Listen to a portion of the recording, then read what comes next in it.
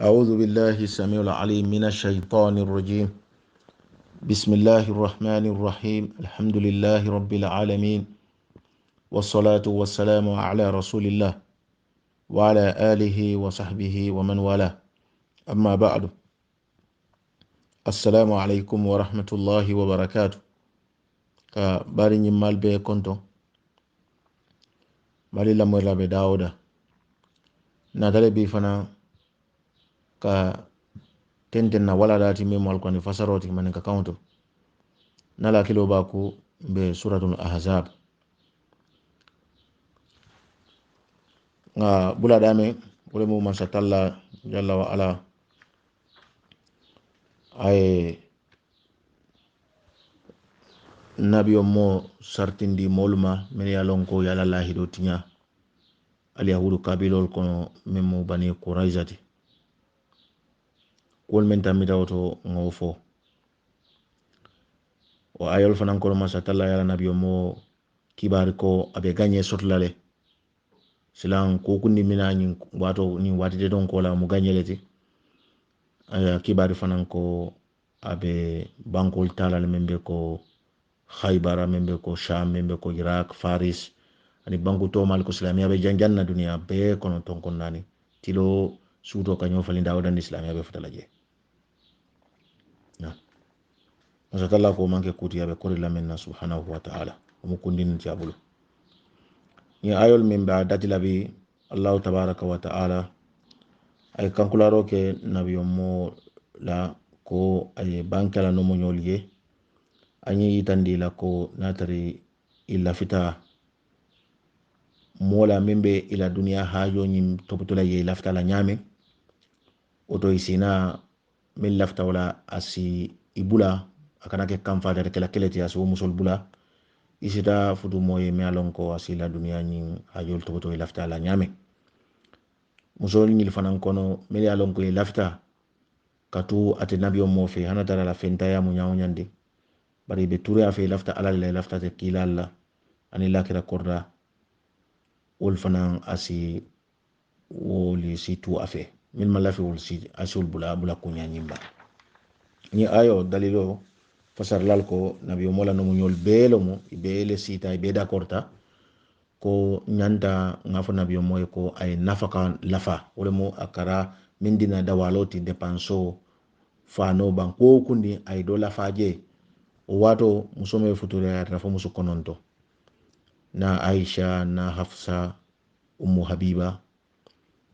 Abu Sufyan di muso ani na Sauda binti Zama na Ummu Salama Zainab binti Jahas na Maimuna binti al-Harith al-Hilaliya Juwairiya fana be future ya wato mo membota bani Mustalaq ani ala muso membota no banu Nadir Huyay bin Akhtab di muso Safiya nam ni musu kono dole be futuri nabiyo moyo wato ibele sita ibe d'accord tanyinka iko anga futa nabiyo mo mangakani ko ay dépense lafa nam ibena da si nabiyo mo sita yela silo dante ako keda nabiyo mo kuna sunu bati akoya akeda bulu detoti kato wato abe nyamen ate ila dépense lafa nola ani ko ya warta kunna fo afangata nyinna ajam fatala no mo nyilla fo karo na fo karo otumo ni ayo nataji Allah ta'ala ko ay nabiyo mola no mo nyoli ako nabiyo mo fa ye kumandi Allah ta'ala ko ya ayyuhan nabi ita nabiyo mo ita mo nabiyo mo leti qul afo li azwajika la no mo nyoli in kuntunna turidna alhayata ad-dunya na lafta mola membe alla ni dunya balu betian lali nyaro sidifano domodeo sabadillah min badi la bidara kasiyanteti wazinataha an dunya ni nyami al belafrila silikam fen kendoli nyara kendoli fata alaina oto alna na kacha umateo kunna nsifendi alla janni mbal bulala imokuleti beteda islamia kono o adada islamia kono janni muso be talala alkanake kelekti bari isi fendiala asafa ma ko minna abe bula futo nyin kono wa usarrih kunna insal bula fanan sarahan jamila bula kunya nyi mami alon kombe futala da koroto ate kala kile ta kala kamfati de la mula bakasi fayda banta ina mo koti nyala to mondiro lo nyinti Allah taala yemin fala nabiyo moy ko muso nyili kumandi nyala to mondiro nyike musol mel lafta nyinna asol bula la musol kono wa in kuntunna turidna alhayata ad-dunya wa in kuntunna turidna Allah wa rasulahu wad dar al-akhirah natari atil musukunda dol bi jewol be lafri alala anala kila ani al-akhirah arjanna la ibe alala dunyo ibole noma ala kila la dunyo l'akhirah janna ibole noma afoye isol kibar ko isitu itakun fa inna allaha adda Allah ta'ala parendiro kile lil muhsanati musunyimalla mo nyimalla min kunna tel musukunda ajran sarale parendi ali aziman salame wartawle mo Allah ta'ala ya ay arjana min parendi la nabiyo moye wol kono arjanal min jamfata beti wole mo ali illiyin alqur'ano ya illiyin min fo anin arjanna min tonata hadiso kono ikara fo ko al wasila ina wa arjannati ala kila ko membe para so beye santo Allah ta'ala la reshi fon bala wala sudiyada alla la reshi la arjanna be kono wala mu arjanna be alla la reshi le koto ibe nyoka nyame ka sutiya la reshi la onyal bari dunkira men sutiyada dinkira beti la reshi bala wala mu al wasilati ona tadi so kono nyame nabiyo mo be ala dani la fo ala si ko palaso diatela katu palaso ni ala kila ko aya Allah taala ya parinde ala John Clinton ne alama ala yodi atela sallallahu alaihi wasallam ni mo palasi balati me men fokan ni be tarla palaso ti me alon ka be tarla mo be kunna arjanna kono atena no mo nyol be tarla wala to katu melke dala ala no mo nyoti ni dunia kono isita kun ayise wonde arjanna la ko ibe kela ala no mo nyol leti arjanna fana na Aisha radiyallahu anha anyim banke ako ala kila ya kumandi atele fulo kumanda no munyol kono to momina ye kacha nyinke rinkola kado ulun sahaba dol natale laftani nabiyo moy kacha bar nabiyo mobulo mutari ina da famu ko anala musol lebe ben wala ulun fo Umar ni Abubakar fa labanda dunna barata islam nin ko mu ye kacha nyinke fo pareta ala kila ye Umar kibar Abubakar kibar ko ala no munyol bele nata inata akani nyinna pro asila dépense la fa ila nafaq yo Umar ya di muso kumandi min Hafsati abe futuri nun nabiyo moy ay Aisha kumandi Abubakar ya Aisha kumandi adi musolo moti afana be futuri nabiyo moy ye nyimbondi di musol bulu ko ikana nabiyo mo kani dépense la katu nabiyo mo akafen sodole bari abuka ala do morosi ko ya kadunje unatina katu nyaton kolomo mo jama lila ko be dendi ate fanna silamol min lawanda min dunda islamiyato mo kutoli fukaro li fentiyo nabiyo mo kana nafakani ulta note kile nafulo min ka soto ataka bole adun ikamin boye aka wati nyantala wati jansi ay do morona bari abuka wato sino katuko atile muslimo la nyaton ko atile nyin kuto nati mo dinoti modol biye biri dun tala dinoto fota la dimballa fota la nafulo fota la sidulalla il bela duno nin ko mu be larin atele kan atini islamul kan na Aisha ko nabiyo mo ya telefulo kumandi ala no nyol ko bintu mo na be woni janjanta birinya ayo nata atari ay jamfata ila karo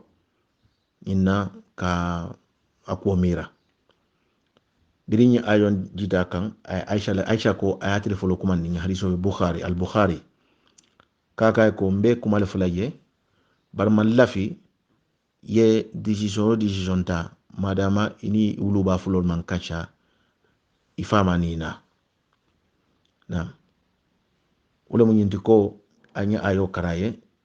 ite ate nabiyo molla musoli na lafta dunya la ani dunya nyi nyarolla al sina nsi fendi alla jandi mbal bulala dun sal bula fana bula kunya nyima mel lafta ala dunya ala kira la dunya ani l'akhirah arjanna dun ala ko ay parendiro ke wo mol yele arjanna kono sarala min warta Aisha ko biri ayo fo akay ko jannim be hani mbani fa ni be kaccala ko nyinna kato Aisha ko ayalon ne ko ate bana fa te sonna ama wala ko ay fotu modo ye ay lakila tuje ako ba jannin nyol be kaccala lafta alala dunyo lafta ala kila dunyo lafta lakhira la Aisha ko ason dawlo la to ayo fwaye na o kola na tala no munyol be kumandi ay nyin itandila nyin yesu swandi roke nyin ala hala fulo le lafta minna Aisha ko radiyallahu anha nabiyo mola no munyol be nata fanga nyin nako be tula nabiyo mokun be ala le dunyo nyin na ala kila la dunyo anin lakhira sara membe nyeje na kamala nabiyo mola musol kumandi ko isi swandi roke imo kuleti mi alon ko atambita nabiyo mola suwo kono sekiya mu fementi futuwo kono aboka bayi hani nabiyo mo alayhi salatu wassalam sekiya sototale ala bundala ana no munyol tema membe ko dendi nafakala yo o kamala Allah ta'ala ko alquran kono ala al-musi' qadruhu wa ala al-muqtari qadruhu fentiyo ala fentiya be nyame ala nafa nyanda warla o nyale fentaw ala fentaya be nyame ala nafa te tambino la wala kamala manki inti komi mol kamin famo ko ni fendede bulu jere musol maranola muso kili muso fulahani Allah ta'ala mo fo alquran kono ala mo fo ala ko nalti tilino la musol temal kana muso jama foto bari o munyi di sondo mola ni sondo mo tilino la bari ni si tilino musol tema bari ila fentaya mu kudoleti isembe nduwe menno ni la musol tema bol kana nabi mo manga fentiti sahaba bal be manga fentiti Allah ta'ala ma fo ko fenti yol ron nyanda muso jama foto la o mangi tonyati ala mo fo ame ma jawole mu yettili musol tema fenti o katilino le fenta on katilino tilimu ni fentiya ni fentaya te ko kilindi ala kila sallallahu alaihi wasallam ala fentaya nyaw nyane na men ni soto akarata la musol tema safu mario man sababa isike seriti nyine mu koti ngamme no amma sondo mola kano ikanan tesi wala kato manke koti nsimen no ite musol be kano la kanu nya kilina kato sondo mo kiline be tela ite musol be kano la kilinya bari isi do kanu kasiya do bari tilimu o mu koleti nyanta lo na mu hakoleti nyanta bela ko dilela o kamala nabi mo alayhi salatu wassalam amanke bannati musu kono dol tarta bulu ni muduni baleti mi alonga siyata silamu to mal fana dunno bakku o kamala ko ya sunu ayani ku ya ko ko tete finna la no laje mario man saba ma sakalanke ko Allah taala kara dabula le nabi mo la balu private life fankono kaytandi ko palaso be batil bulatel no mo nyol nal malon alsi atuje bari ni mukuleti mi alon ko mili alon ko ilafta wala isi lakira ni isi ala dunyo sona kila ni lakira janna musonyil be sonda biri sonda Allah ta'ala nata afaya kwa na unin kono karado la ko sila ko ni kai ate dala e kotenke ay musonyili falin musu kotenna katu sai isonda amale ko ilafta ala dunyo la ilafta ala dunyo la ilafta janna la ni sura kilim kono Allah ta'ala ko wala yahillu laka nisa min ba'd wala tabdil bihinna min azwajin staf ite falinna musu kotenna fana na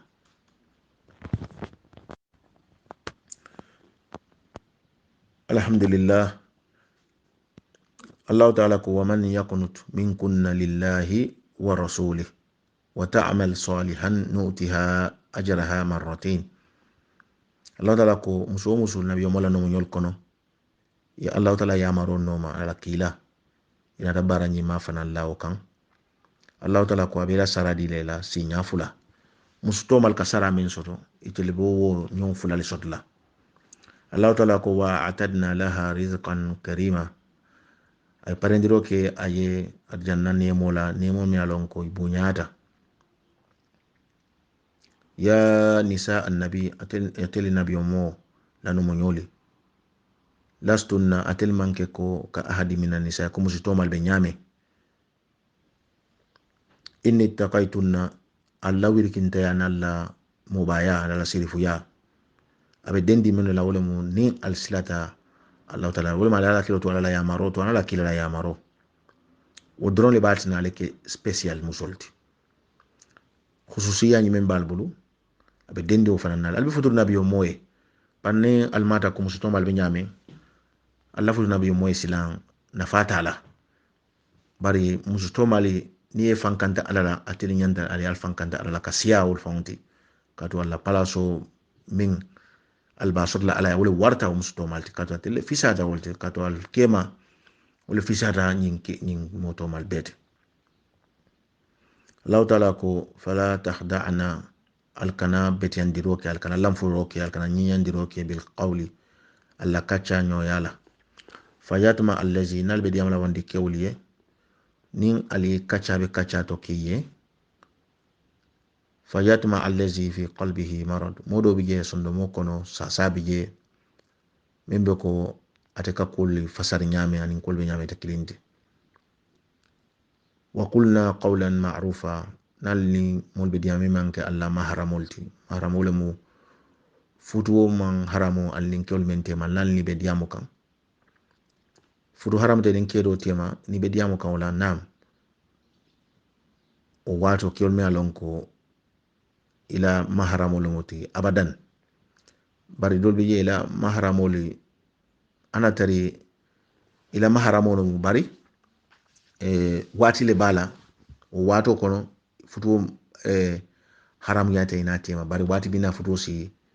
da ina tema sala kama idoma muso idoma muso kema o koto kema muso nyemu ila mahram le futu man da ina tema bari o wato nyantale ye distance ye na nyetari alla kolte ma sana harom yal bakela albe ko momin fala albe kol men kela ibe diamula nyame nyimbe mu kulite alte fere no la fanan nyimbe mu kulite ya nyantale differentier tari ol fanan tema na amma ibarin kema ifanding ikoto keba ifama na wolmu ila mahramol leti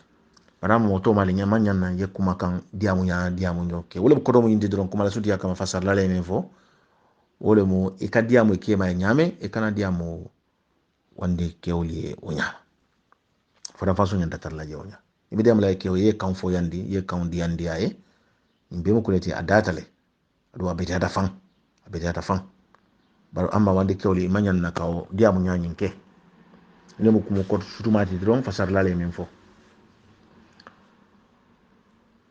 na Allah ta'ala jalla wa ala amang muso diamu nyoya haram yandi wandi kelma nabiyo mo wandi musol ka diamu ay bari nabiyo mo Allah ta'ala be menfo kan jang woni mo ikana diamu nyabe wandi kewli nabiyo mo la jamanu musol kana nyinin kale fatu wala akana imakoy ka dia akacha nyoya musol ka denki lola bal woko no ke to man kara moy kamala nyinde tanawtan ninde mudol safo wa ko musona be salla akana kan wulindi nyimbe mu kuleti mi alon ko tanatala ni utumo menna amanke kuti mi alon ko abake kanyina ka ake fanyi tandoti wo ko ko bari nyinte tanawtan ninde kewni musoji saloke nyakilu nyama ke mun kewaka kenya muso sa kenya na fo sali londole mi alon ko kule mo mi alon ko awa lonadol ko ya kanin ke wala maniye banin dalilo man na me difference o ke kewni muso te man salinya be nyanda salinya kilo kala musol si den kilo lale musol si diamu musol si mitinoto isi microphone nota isi diamu nyimbe te kuti mi alon katane yata ko menti dron nal ne wanne kewle be diamu la kullo kono telefono to whatsapp to diamu tal kanao ke katoko dobije asa famu ko ni njikita ni ngandante asison wala mo modol bije fonko be Allah taala ko sasabe sono wala mo lamfole be sondo mol kono ni muso diamu nya to ke dron isamira ko ni awa abe kanurinde wo msa kanu nole na o dalilo re bije yo bari modol ni delbe jana mente modol biya ni arabol kono ni benta ni e konto musol ni bukani danko kadu ya famu ni ko mi wandi kew hani konto diro manyan na kaka no wonte tanati na yo mo musol ka konto na fanan kare konto no de tanati control de tanti si wani muso kontonne komi na ma fon la abe nyame si kontonno Allah ta'ala ko nabi mola no nyole ko wa qarna fi buyutikunna al sabati alla suwol kono wala tabarrajna al kana funti tabarruj al jahiliyyati al ula ko musol ka funti nyame jan islamiya kana musol ka funti nyame jan islamiya kana fasarlal ko wolemu ila nyarol katari bantale inna ke woli sila nyinya nyinje nyame yo bir islamiya nata islamiya ye musol fatande ma ko kana oke na ila nyinya ri shaitan di ke manulla barkana nyinya itandi be dokono na ko nyimu kuleti mi alon ko ama ibetiati le fulu la sala ko daga fam betia na sinyu na kono komi society kono jelbe ni mol men kono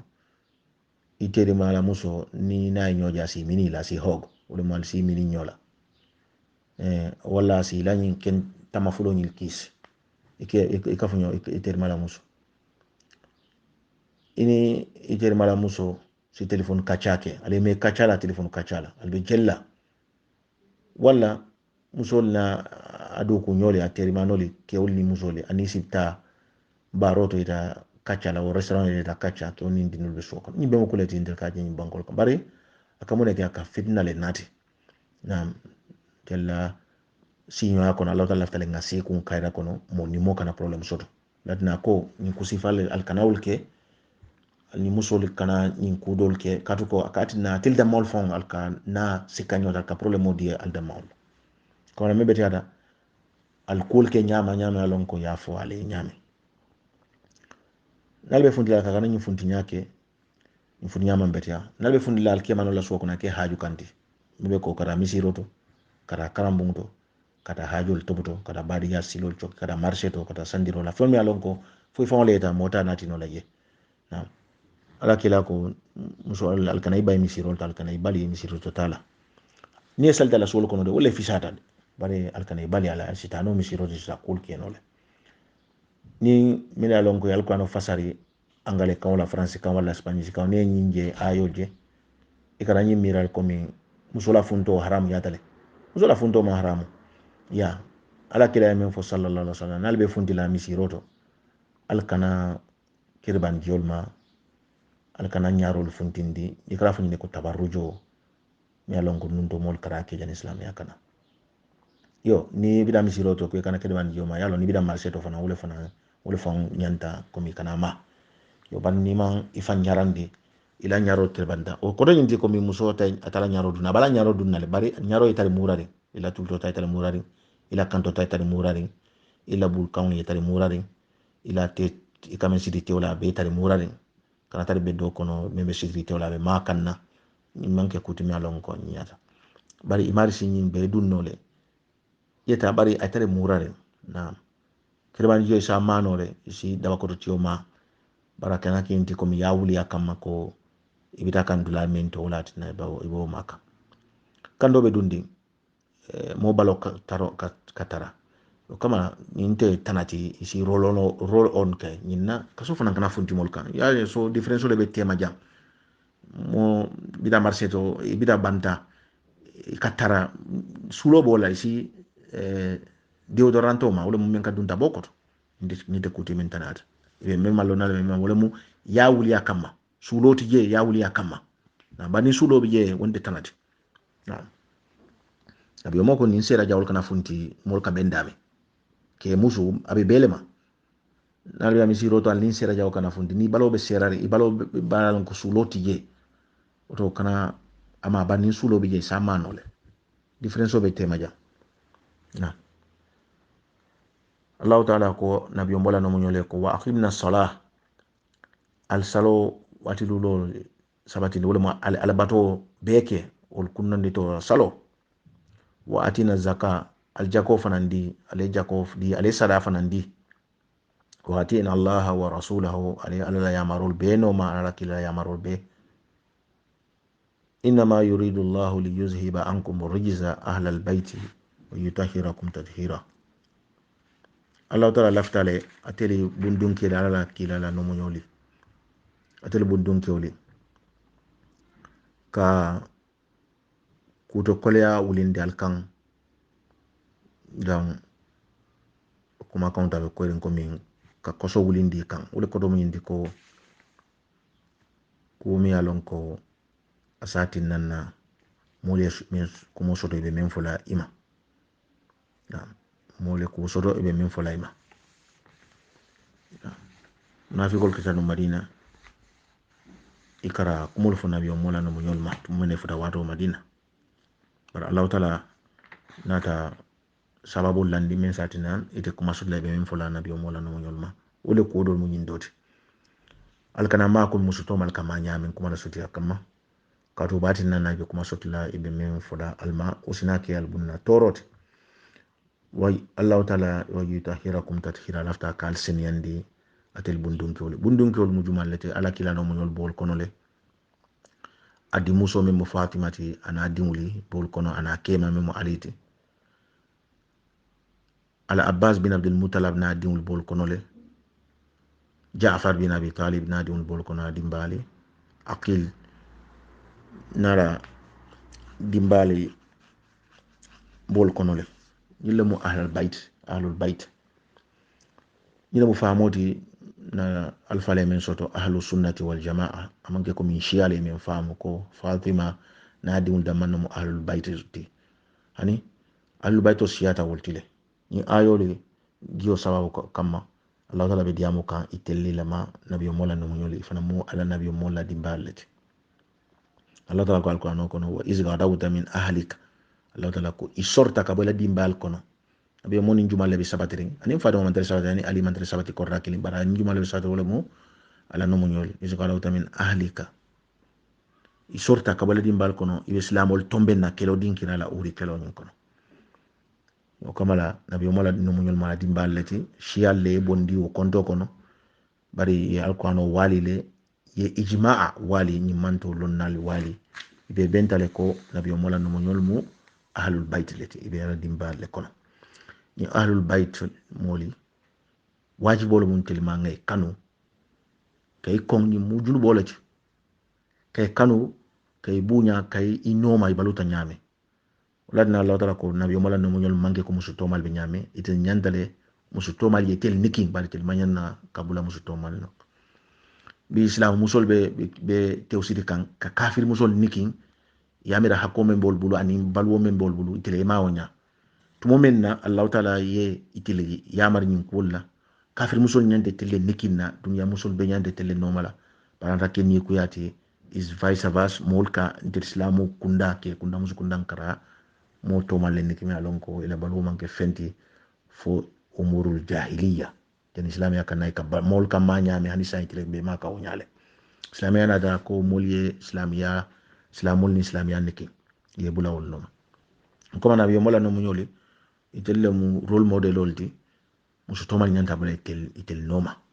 yo bari tel manyan na kila multi min alon ko babula kan musu tomal no biri fura da madina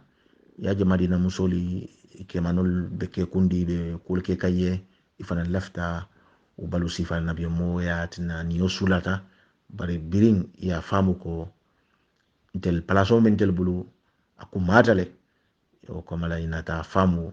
ko yara fan lafta minna wonte keseti ban be meddel bulu yara fan wala famu kesoti kala ahlul baytoli mo molle fananti min alon ko ibuka sadamuta buka sara dila katula ila wirkinti ani la bunyalo buka sara dila ngadi ibuka muta fana nabi mo liyo fo ahlul baytol buka sara dum nyanta nge kanu nge bunya nge no mafana shial le fatan fanso ke tema bari ndel be inteli alu sunniyol ya be cross le ko ibe mu ahlul baytol let allah ta'ala ko wadhkurna ma yutla fi buyutikun alfion li noma alfion karan ala kilobula fion no meme karan kan la sul kon alquran ayotal kon ayobe ji kan alla korral kon alla bon kono abe bokan jele kata mo to mal kan dunya ton kon nano be ta tele nyanda kala flo mo floti mil bo no mala ka famu nabi mo la no nyol kono hafizul shataje ya alquran tanka ya belo ol be ibe lonna mo aisha le karanta beti atele lonta beti munadna katu fondi atele fondi kiyate fana beti ala ya so londo fana na ani famo yo ala kamen tarta nabi mo fana tema ani musto mal tema fatadal ata nabi mo nyinin ka ko bele la musu fondi kelo mo tumo ala kilo fana ndiyata Allah taala ko ala kilo bulawo ala kilo bulawo kolla alquran ayol men ka kara alfe alla bon kono kitabu ayol to anil londol to Allah taala inna Allah kana latifan arsalalla masawa masani mimma amu abaliye aba kedariye atele bundun kewli man sanyi malati ala kul sono ya taliye bari alsalon ko Allah taala fanan kote aye nukunto na ya ayol kono daro min karankan satalla ko nabi Allah kila no yole ko al nyonte al menko ko musto mal nyam bari sarto nin aliye sartol dala fande o sartol do min doti attaqwa wilkin tayani ani mobani te sodno la ta sodno la fo ini taqaytun nabi o mola no mo le fisata musto malti ni mu aqida le nyanta kamin soto islami kunda islamu musoli ay lonko nabi o mola no mo nyoli inyonte ko musto mal be nyame musol nyanta sabati la suwo kono ila funto nyanta kala hajo le kanti ni hajo ni man soto to mo min betiyata ye hani salo min betiyata ye wala mu yake suwo kono hani alabato mi alabato ti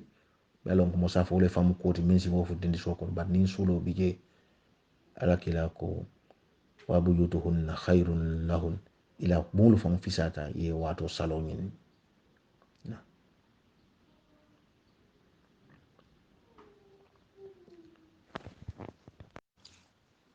alhamdulillah bari woni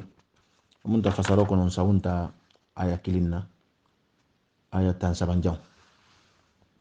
satala ko nabiyo mola no munyole ko ya nisa annabi ati nabiyo mola no munyoli man ya'ti minkun nabi fahishatin mubayyina mundi ko jawonati al kono min koita jang be min fokan ja ayo dalilo dita dalil ko min kan ay bo ko le kachaka man yamar soso kun ko temfo wole mu ko nin al rebelta al kamfada nabiyo mo kam makatu ko al bisulari al lafta min la nafakata modi alla alen nushuz wole mo alen nun ko to take ale al ko di ala o dalilo kan mu kuleti mi alon ko amanke ku kendeti Allah taala ko nimel man ifansa alama l'akhirah sini Allah ta si la fandiro ke o mari ye yankan kata ba me alon ko asinya fula moto mal kaminyon soto wa kana zalika ala Allah yasira ni muku fe malati Allah taala bulu muso ni ye inun koto take maniga kebal ibe fasala kamen fo nun koto ta anu shoes nun koto tani yake kajudu bole soto so bi balam katu dankarobe ko kundinto ni ko ala kamo dankaje malaika kay dankarobe ye ala kila dankaro ni be mu junubi bal kafni le kabairo to boli nyanta mo mawto yebo ko sifalto yo bari nabi o mola no mo yoli ta Allah taala ko le sangarta dina musuto maltati yo daten dinkira Allah taala e imasilande wollo ni ayol bitum be meltala say wala mo Allah taala ko innal muslimina ayatan saban lulunja innal muslimina wal muslimat islamu lil kekunda wal muslimat al islamul musukunda munadna ni ayol jita fasarlal ko na salama ay nabi mo nyinin ka kay ko alquran aya jama bi jaka diamu kewle la ban tel musole abo kan tel fo jaka diamu ya ayyuhal ladzina amanu muslimin ani mu'minin ban tel musol buka tari konto kono baki lundo na salama ko nabi mo natani ayo karan ko masa almari o masaba masakallanke yal kibar ko innal muslimin wal muslimat islamic kunda ke kunda ne musukunda wal mu'minina wal mu'minat limani ya kewli musoli islam yani limani ya faranfanso be tema islam ya mbe muslime leti bari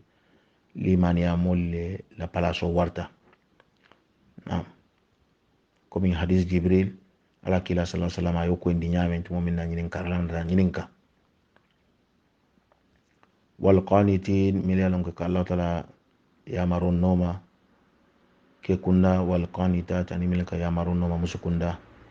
wasadiqin to nya folale ke kunda wasadiqat ani to nya folale musukunda wasabirin sabar lali ke kunda wasabirat ani sabar la musukunda wal khashi'in milalon ko ibe masilani alanya